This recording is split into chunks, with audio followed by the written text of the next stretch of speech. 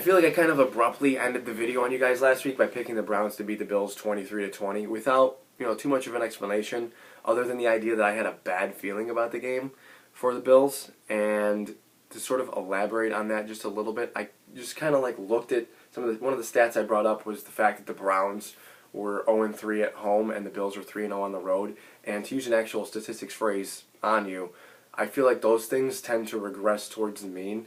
Like, a team is typically not that bad at home. A team is typically not that good on the road. So those things are bound to catch up with you. And I think that maybe that's sort of what I meant about the game by having a bad feeling about the game in general for the Bills.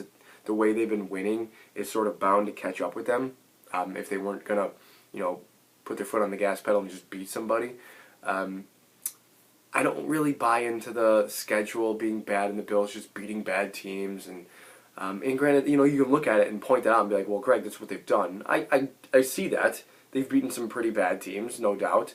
I don't really look at the Bills being the least intimidating 6-2 team ever, I believe I read. I just look at the way that they've won. I'm not really even determining the caliber of opponent because each game is different, but the way they beat the Jets, their kicker misses an extra point and a field goal. They win by 1 late.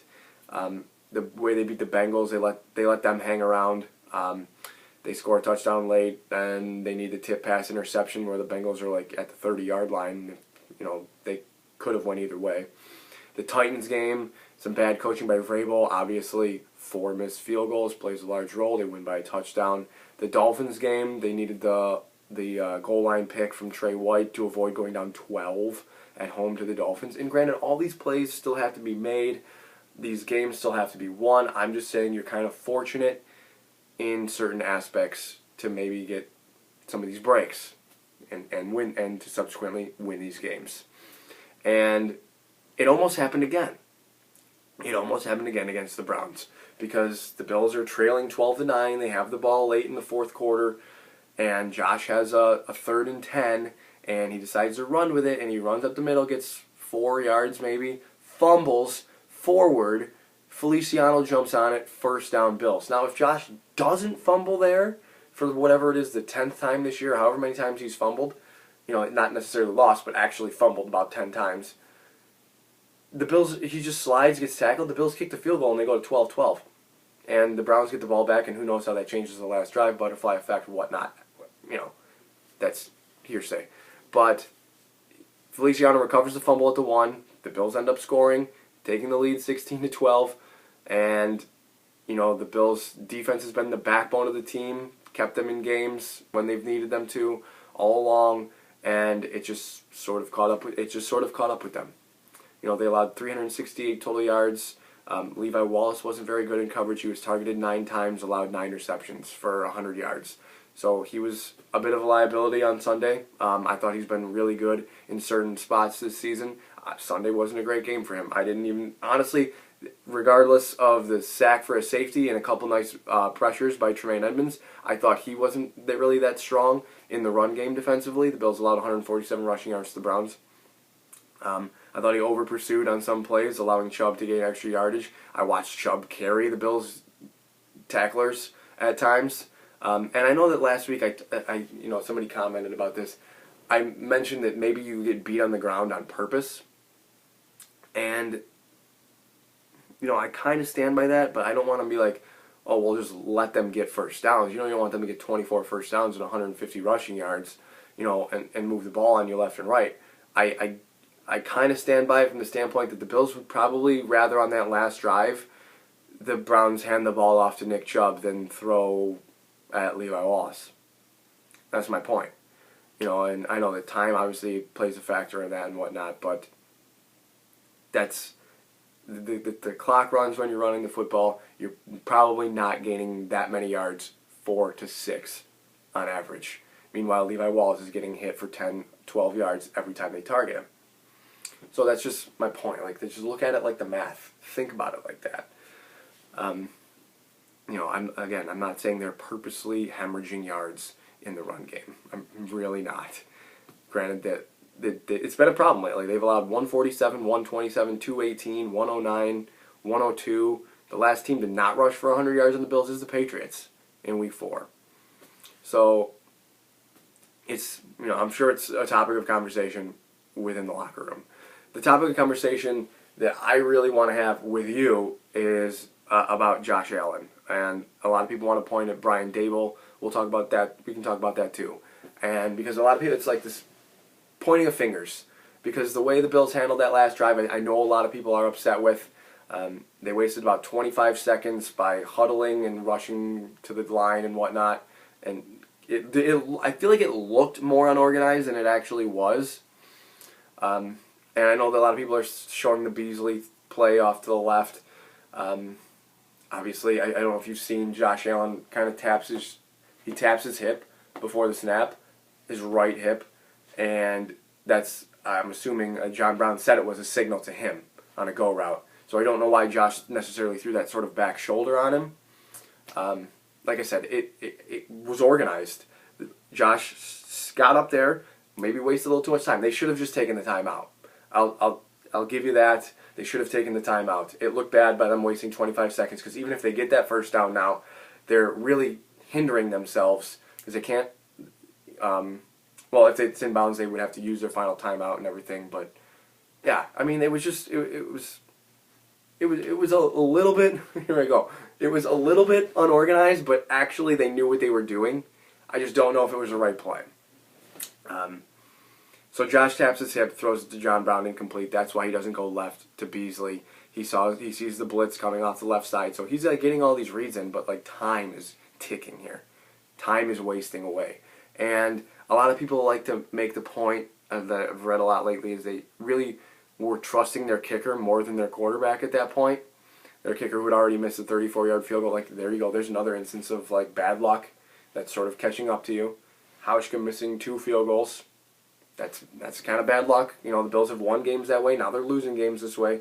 That's just how the NFL goes. There's typically close games, and usually only a couple of plays matter, and missed field goals typically weigh pretty heavily into that. Anyway, back to the last drive there. What did I just say? Oh, the Bills trusting their kicker more than their quarterback. Do you think that there's truth to that? Really, it's a question I would ask you. Are you blaming? A lot of people are going after Daboll for the play calling. A lot of people are just, a lot of people like to reference that 3rd and 3 where they threw long. I mean, how much of that do you want to put on Daboll versus Josh Allen?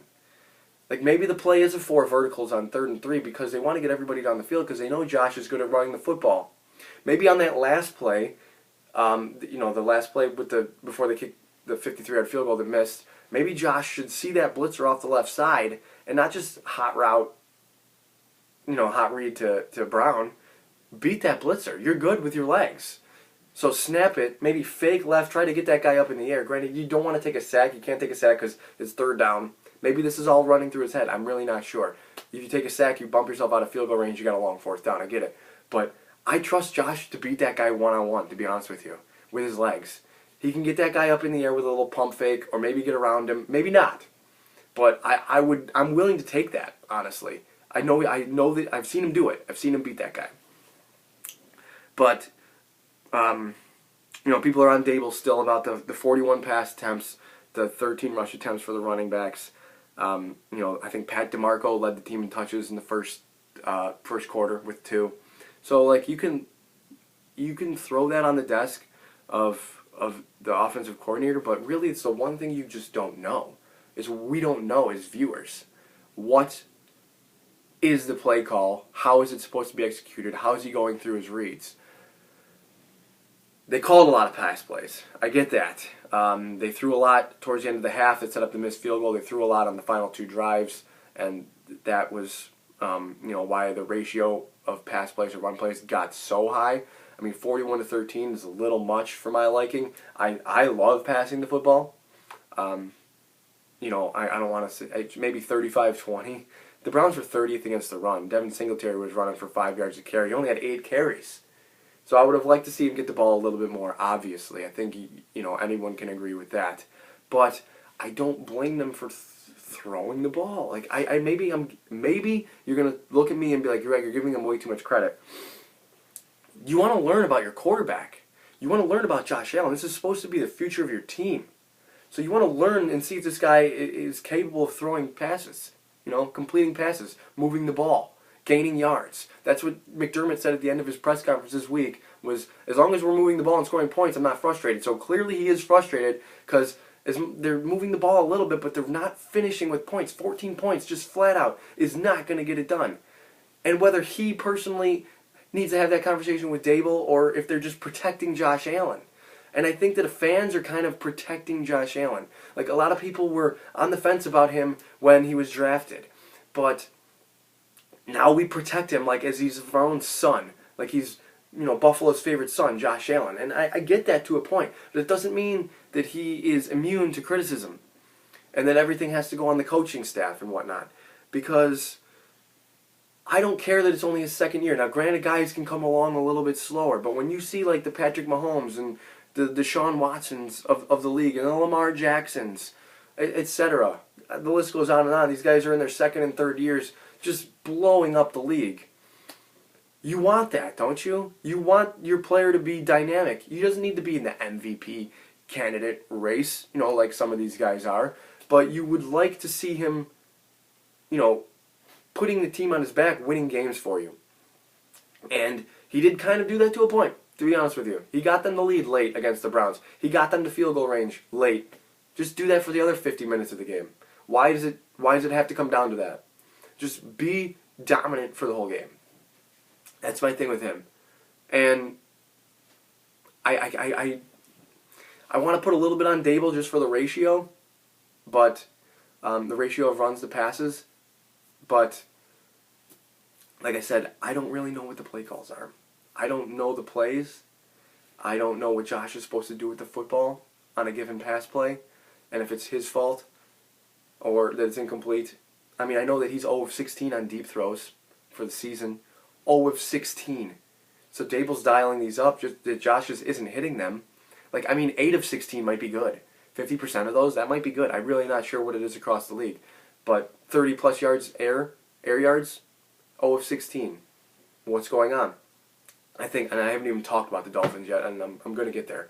I think that maybe the Bills are drilling this ball security, ball protection into his head, trying to teach him these touch throws and taking what the defense gives you, these underneath throws, intermediate throws. And granted, I would rather hit a bunch of intermediate throws than one long throw, I think. Granted, over time. I would love to hit long throws. It saves you from having to complete all those intermediate throws. But it's to be more realistic, you want to complete the intermediate throws. But you're sort of taking away what he may have already been good at. And now he's like airmailing these deep throws. So, I mean, you want to put that on Dable? His 0 of 16 on 30 yards in the air? I think there's blame to go around. Granted, they're still 6-3. They have the Dolphins this week. The Dolphins have won 2 games in a row. Do the Dolphins strike you as a team that wins 3 games in a row? They don't strike me as a team that wins 3 games in a row. I don't think they're very good. I think they were fortunate to beat Indy. They won 16-12. They had 229 total yards, 13 first downs. Their only touchdown came on a drive with start on their 12-yard line, and Ryan Fitzpatrick had to run it in. They don't have Mark Walton. They don't have Preston Williams anymore, so they're playing Parker still and Alan Hearns and Kalen Ballage. I still don't think they're that talented of a team. They've been better on defense, to their credit. Much to their credit, they've been better on defense. They forced 3 turnovers last week. Granted, that's to Brian Hoyer. And they also beat Sam Darnold at home. So, and the Jets are like kind of a laughingstock around the league right now. So the Bills, I think at Miami, good weather. Josh had his best game maybe of his entire career last year there. So they're ripe for the bounce back. They're still in the thick of it in the playoff. They're still in the driver's seat for the playoff race. Fans are just getting nervous because of the way the schedule is falling the rest of the season. So, you look at Miami, and this kind of is the game you have to have.